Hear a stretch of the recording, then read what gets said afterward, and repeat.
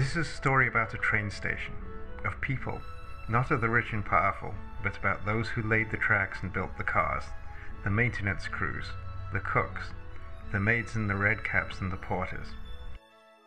This is a tribute to how Bay Area citizens maintained the West, how Bay Area citizens participated in building a vital and diverse metropolis to reunite a fractured nation after a bloody civil war. On November the 8th, 1869, the first overland passenger train in the United States had traveled from New York to California. This train completed its journey in the city of Oakland to become the official western terminus for the United States Transcontinental Railroad. Although the railroad advertised trains to San Francisco, the train actually stopped in Oakland, at the end of 7th Street nearest Broadway. More than any other single event in the 19th century, this propitious expansion sowed the roots for California's diverse population in the 21st century. Without the railroad, Oakland would be a little town by the bay. Oakland would be, and I mean no harm to anyone, Oakland would be Benicia. It was the arrival of the Transcontinental Railroad that was advertised at the time, and for some odd reason is still advertised in history books, as the train from New York City to San Francisco.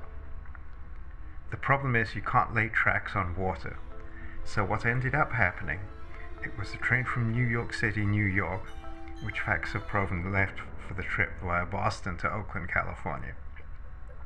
And that was good for Oakland and San Francisco, because without the Transcontinental Railroad, Oakland, again, Benicia.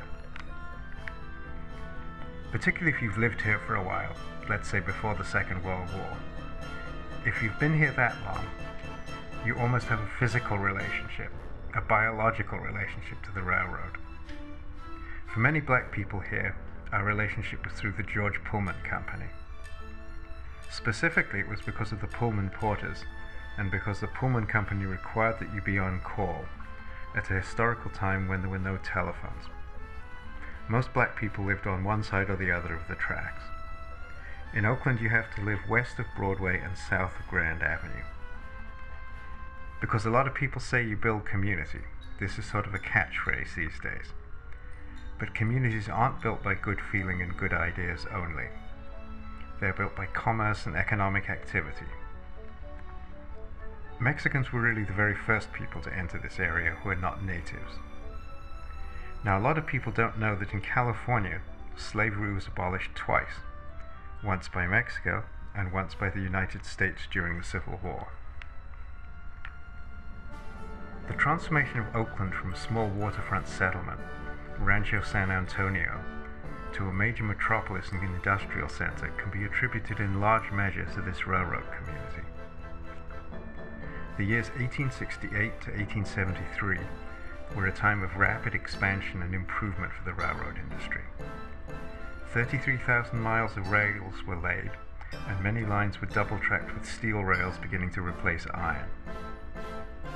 Landreau Bell, an African-American, patented an invention for a locomotive smokestack on May the 23rd, 1871. Coupled with George Westinghouse air brakes, invented in 1868, this made the use of more powerful locomotives possible. It was a new wave for travel. The Pullman sleeper was often called a French flat, a term for a tenement. Now, as passengers slept in one car, dined in another, had their hair cut in a third, and used the library or organ in a fourth, the whole train became a temporary community. One amazed French editor called it a rolling village.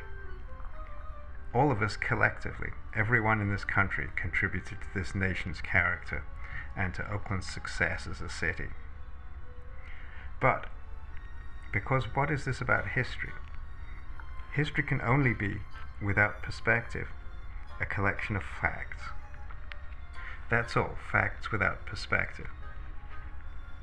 I think it's the function of historians to bring perspective to history, because brought into perspective, the past can challenge all of us to continue to expand upon our legacy.